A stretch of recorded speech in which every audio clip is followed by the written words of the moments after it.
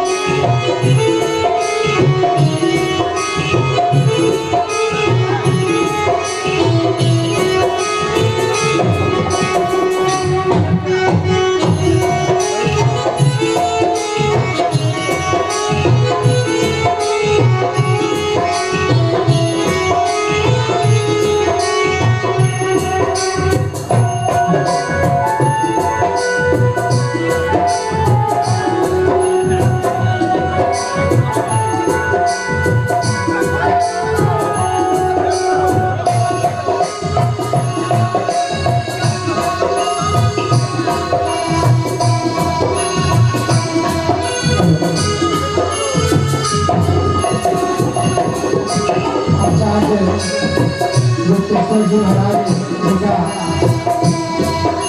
परागमन हो गया है। आचार्य श्री विश्वेश्वर जी महाराज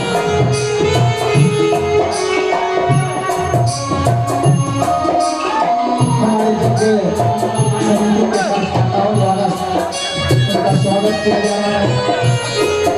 आचार्य विश्वेश्वर जी महाराज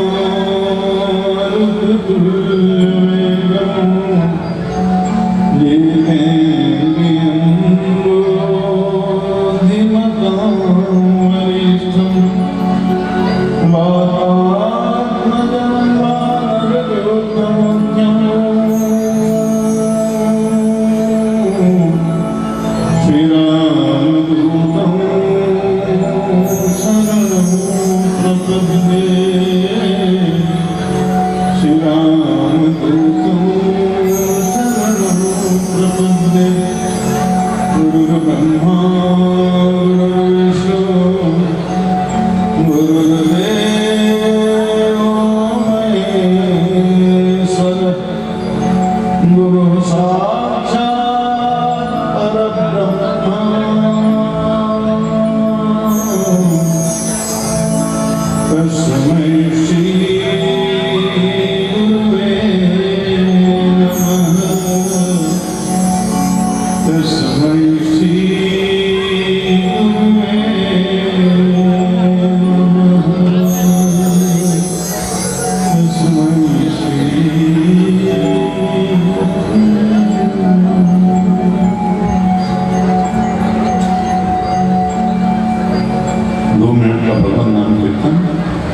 थोड़ी देर का संबोधन, उसके बाद आप सबों को प्रणाम करने का प्रस्थान। सीताराम सीताराम सीताराम जय सीताराम सीताराम सीताराम सीताराम जय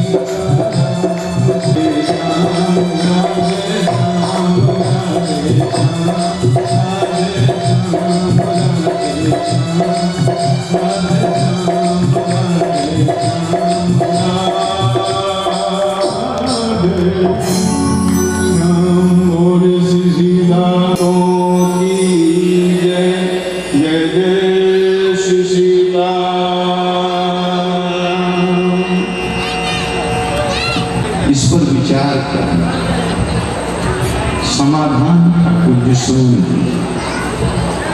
आप केवल एक प्रश्न का उत्तर दें, प्रश्न को ध्यान से सुनिए, उसका चिंतन कीजिए। ये आपसे कर रहे हैं, सारे प्रश्नों का उत्तर हमें पता है। आप हिंदुस्तानी हो, पाकिस्तानी हो, अफ्रीकी हो, जापानी हो, ईरानी हो, किसी जात के, किसी धर्म के, किसी दल के, किसी संप्रदाय के, जो भी हो, हिंदू हो, मुस्लिम हो, सिख हो, ईसाई हो, पारसी हो, जैन हो, बड़े हों, छोटे हों, किसी कुल में उत्पन्न हुए हों, एक बात हमें बताना, आपके विचारों में आपस में भिन्नता हो सकती है, समझदारी में भिन्नता हो सकती है, सिद्धांत की भिन्नता हो सकती है, लेकिन इस बारे में कोई मतभेद नहीं हो सकता कि जो इस धरती पर आया है उसको एक दिन जाना है। पहली बात, आया है सो जाएगा, राजा रंग फकीर, आप कोई भी हो, करोड़पति हो, अरबपति हो, खाकपति हो, रोडपति हो, गांव के साधारण मजदूर हो, किसान हो, जमींदार हो, मंत्री हो, विधायक हो, मुख्यमंत्री हो, प्रधानमंत्री हो, राष्ट्रपति हो, चक्रवर्ती राजा हो, जो आया है उसका जाना तय है। इस पर कोई बहस नहीं हो सकती, इस पर कोई दो पक्ष नहीं हो सकते कि कहे कि ना हमको नहीं जाना है। दूसरा पक्ष कहे जाना तो पड़ेगा, ऐसा नहीं हो सकता। आप आस्तिक हो तो, नास्तिक हो तो, भगवान को मानते हो तो, न मानते हो तो, सनातन को मानते हो तो, न मानते हो तो, इस पर कोई विवाद नहीं है। जो आया है उसको जाना है, ये तय है, पहली बात। दूसरी बात, कब जाना है ये किसी को पता नहीं। इस पर कोई भी बहस की गुंजाइश नहीं है, विवाद नहीं है। तीसरी बात, खाली हाथ आए हो और खाली हाथ ही पसार करके जाओगे, ये भी बिल्कुल निश्चित है, इस पर भी कोई भी बात नहीं। अब जब तीन बातें स्पष्ट हैं, इसमें बहुत शास्त्र पढ़ने की जरूरत नहीं है, वेद पढ़ने की जरूरत नहीं है, सांख्य और योग और मीमांसा और वेदांत और खडदर्शन पढ़ने की जरूरत नहीं है, बहुत मोटे मोटे ग्रंथों के अध्ययन की जरूरत नहीं है। हम अपने अनुभव से जानते हैं कि जो आया है वो जाएगा, खाली हाथ है, खाली हाथ ही जाएगा, कब जाएगा इसका भी कोई पता नहीं। अब बताओ, जब ये तीन बातें बिल्कुल सत्य हैं, अनुभव से हम जानते हैं कि ये सत्य है, बिना ग्रंथ पढ़े हुए। कोरोना का समय आया,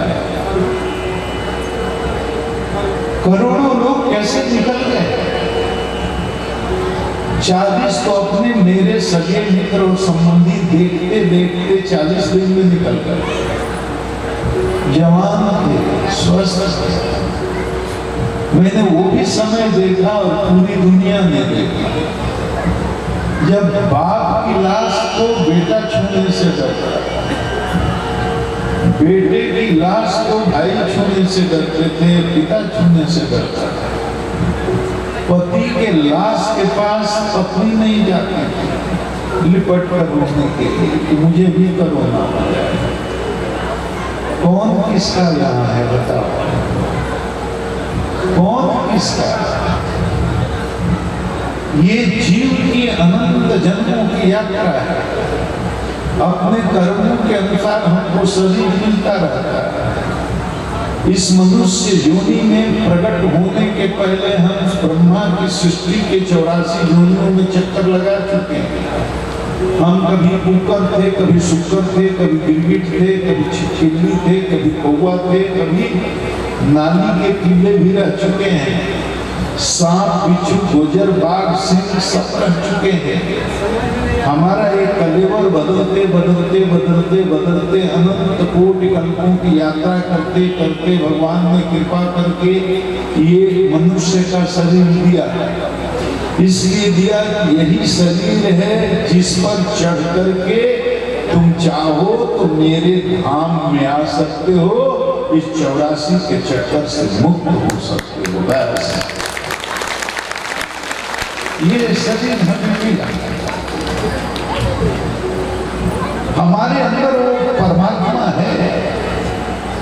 शास्त्र कहते हैं हमें अनुभव नहीं होता, हम आत्मा है ये भी हमको अनुभव नहीं होता। देखो हमारा ये शरीर है, हमारा ये पर्सनालिटी है, व्यक्तित्व है, 3 लेयर है, 3 परत है। एक तो बाहर से जो आप देख रहे हैं, कोई गोरा है, कोई काला है, कोई मोटा है, कोई पतला है, कोई लंबा है, कोई नाटा है, स्त्री हो या पुरुष। देखने में कोई कुरूप है, कोई साधारण है, कोई बहुत खूबसूरत है। ये हमारा बाहरी स्वरूप है, ये हमारा बाहरी व्यक्तित्व है, ये हमारा असली ओरिजिनल व्यक्तित्व नहीं है। बाहर से बहुत सुंदर देखने वाली स्त्री या बाहर से बहुत सुंदर देखने वाला पुरुष भीतर से बहुत कुरूप हो सकता है, बहुत गंदा हो सकता है, और बाहर से बहुत साधारण या कुरूप दिखने वाली स्त्री या पुरुष भीतर से बहुत खूबसूरत हो सकता है। जैसे कोई कोट पहनता है, कोट के भीतर शर्ट पहनता है, शर्ट के भीतर एक बनियान या गंजी पहनता है, उसी तरह इस आत्मा के ऊपर दो वस्त्र चढ़े हैं। आत्मा ने अपने ऊपर एक पहला जो आवरण पहला ढक्कन रखा है वो अंतःकरण का, मन बुद्धि चित्त अहंकार दर्शन की भाषा में इसको कहते हैं अंतःकरण चतुष्टय। और उस अंतःकरण चतुष्टय के ऊपर जो दूसरा वस्त्र धारण किया है ये पंचभौतिक शरीर का, ये स्थूल है। तो ये हमारा बाहरी शरीर तो दिखाई पड़ता है, कोई भी देख सकता है, रजोगुणी हो तमोगुणी हो सतोगुणी हो सबको दिखाई पड़ता है। ये बाहरी शरीर हमारा गोरा होना, काला होना, लंबा होना, नाटा होना, दुबला होना, मोटा होना, ये सबको दिखाई पड़ता है। लेकिन दूसरा जो इसके भीतर हमारा असली स्वरूप है, असली व्यक्तित्व है, वो क्या है? हमारा मन, हमारी बुद्धि, हमारा चित्त, हमारा संस्कार, ये दिखाई नहीं पड़ता। लेकिन अनुभव से पता चलता है कि हमारे पास मन है, अनुभव से पता चलता है कि हमारे पास बुद्धि है, दिखाई नहीं पड़ता। देखो दुनिया के किसी भी अस्पताल में दुनिया का कोई बड़ा से बड़ा डॉक्टर हमारे शरीर के 1 लाख टुकड़े में काट दे तो वो हमारा किडनी निकाल करके दिखा देगा ये हमारी किडनी है, हमारा दिल निकाल कर दिखा देगा ये आपका हार्ट है, हमारा ब्रेन निकाल कर दिखा देगा ये आपका ब्रेन है। लेकिन शरीर के करोड़ों टुकड़े भी कर दिए जाएं तो दुनिया में ऐसा कोई डॉक्टर पैदा नहीं हुआ कि हमारे शरीर के टुकड़े टुकड़े करके इसमें से मन निकाल करके दिखा दे कि ये आपका मन।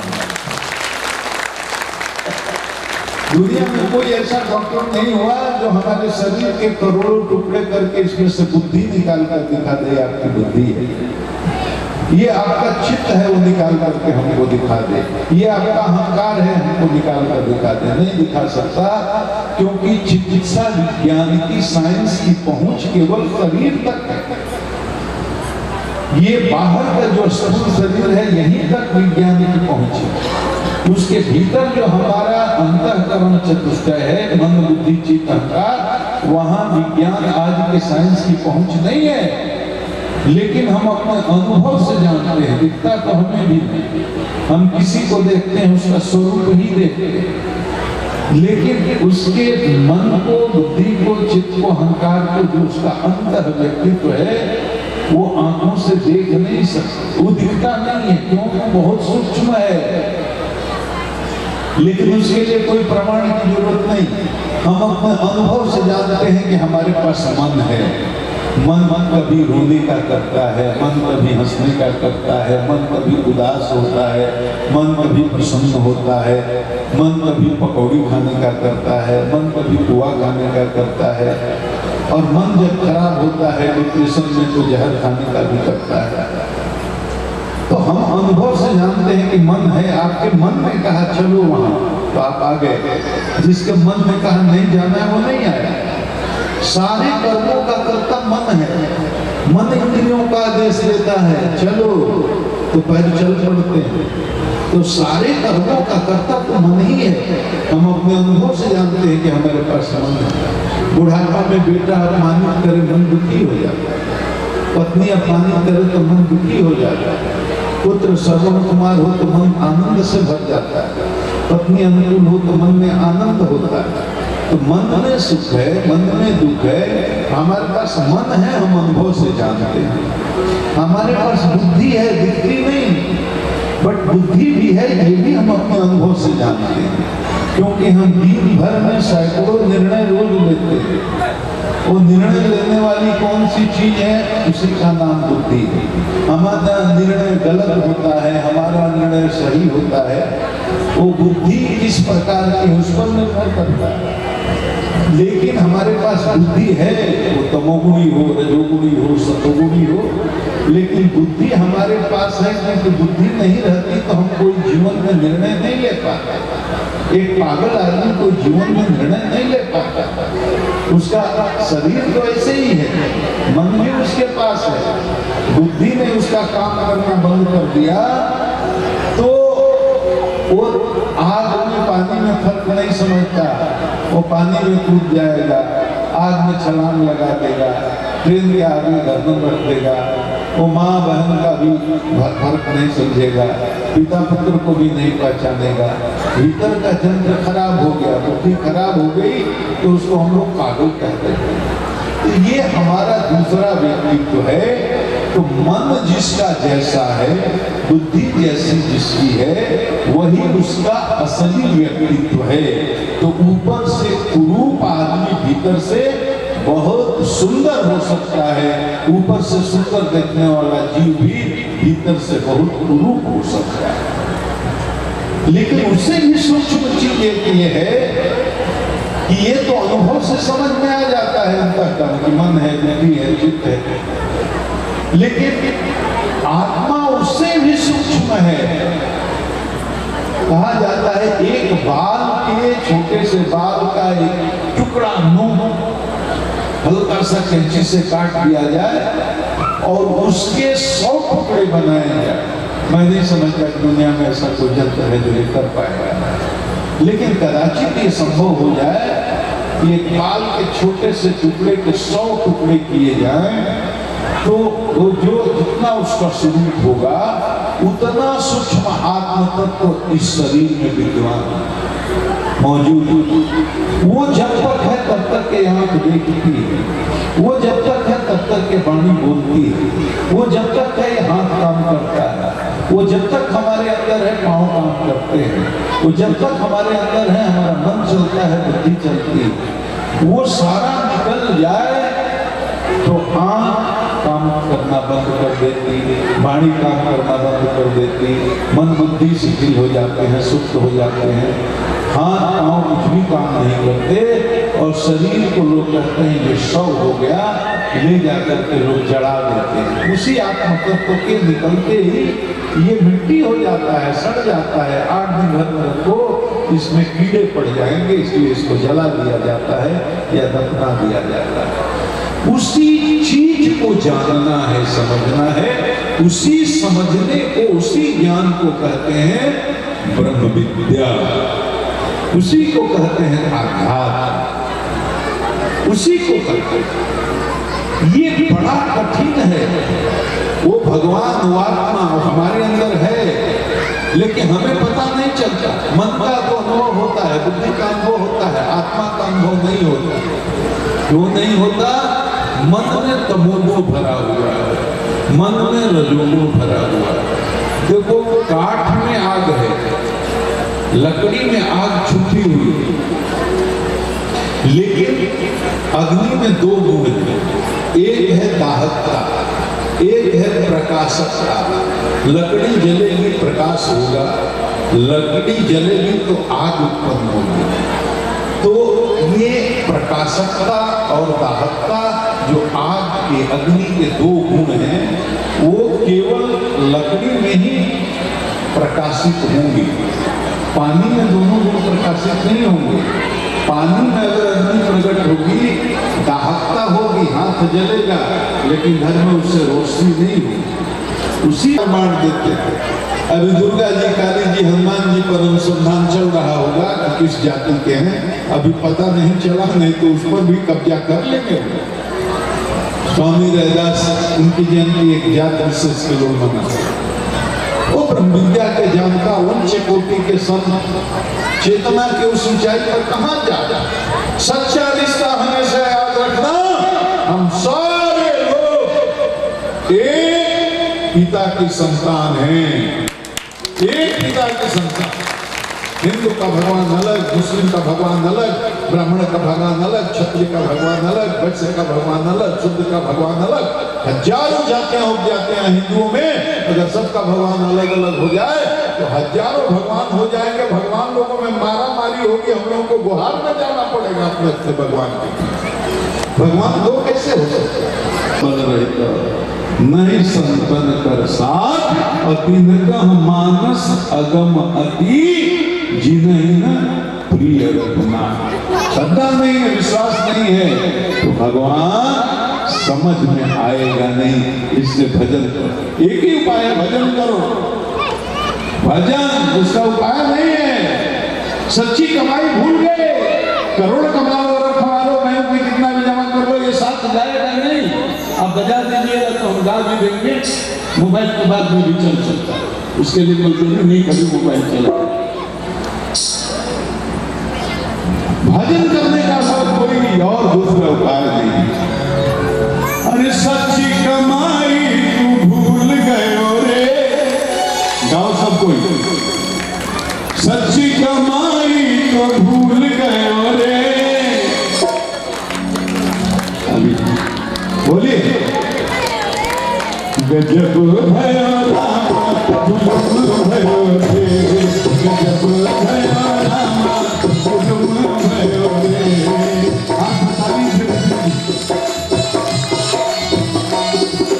सच्ची कमाई तू भूल गयो रे, सच्ची कमाई तू भूल गयो रे, गजब भयो रामा जुलुम भयो रे, गजब भयो रामा जुलुम भयो रे, गजब भयो रामा जुलुम भयो रे। हरि का भजन तुम भूल गयो रे, प्रभु का भजन तुम भूल गयो रे, गजब भयो रामा जुलुम भयो रे, गजब भयो रामा जुलुम भयो रे।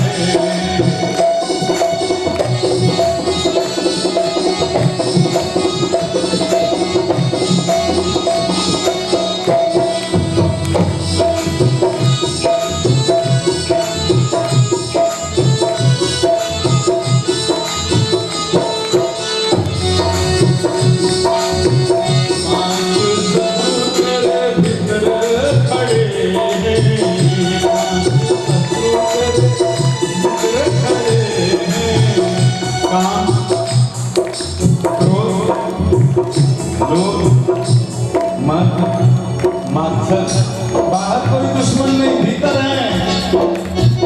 पांच शत्रु तेरे भीतर खड़े हैं, पांच शत्रु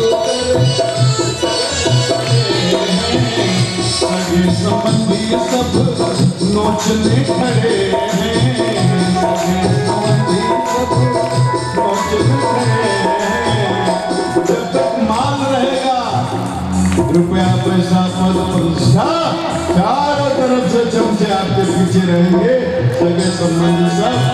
जैसे माल गया खत्म, पांच शत्रु तेरे भीतर खड़े हैं, शत्रु तेरे भीतर खड़े हैं, सगे संबंधी सब नोचने खड़े हैं,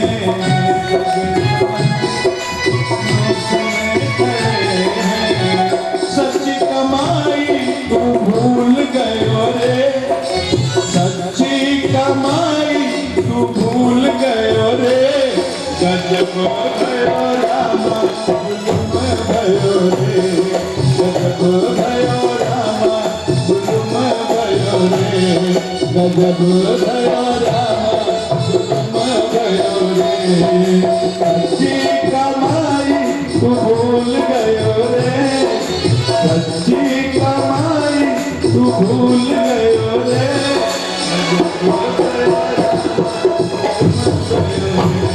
गजब भयो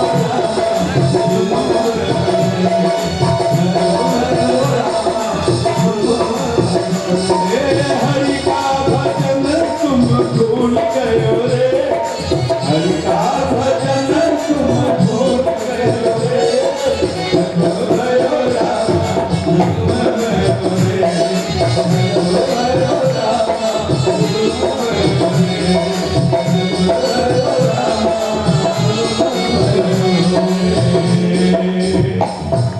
काम क्रोध मद लोभ ये नरक का टिकट है, शास्त्रों में कहा गया। कहाँ का टिकट है भैया? काम क्रोध मद लोभ कहाँ का टिकट है? तो हम लोगों का नरक वाला रिजर्वेशन तो एकदम पक्का है। आज इस कि इस टिकट को नरक के रिजर्वेशन को कैंसिल करा देना है और नया टिकट कराना है। ध्यान से सुन लीजिए। तो बजा जाना चाहते हैं तो आज नरक का हम लोग टिकट जो करा के कंफर्मेशन बैठे हैं, काम क्रोध मद मोह, ये कैंसिल करेंगे और फ्रेश वैकुंठ का रिजर्वेशन कराएंगे। तो हम लोग आज के बाद याद रखेंगे कि नरक में है नहीं जाना, हमें वैकुंठ जाना है।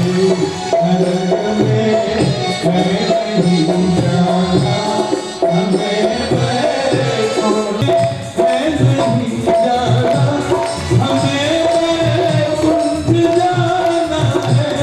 नरक में है नहीं जाना, हमें वैकुंठ जाना है, हमें वैकुंठ जाना है। भजन में मन नहीं लगता, भजन में मन नहीं लगता, भजन में मन लगाना है। भजन में मन नहीं लगता, भजन में मन लगाना है। नरक में है नहीं जाना, हमें वैकुंठ जाना है। नरक में है नहीं जाना, हमें वैकुंठ जाना है। बोल सुनारायण भगवान की, चित्तबंधु स्वामी जी महाराज की, श्री लक्ष्मी प्रबंध जी स्वामी जी महाराज की, यज्ञ भगवान की, भाष्यकार भगवान की, भोले बाजूपुर गांव की, यहाँ के माताओं बहनों की, यहाँ के सारे संतों भक्तों की।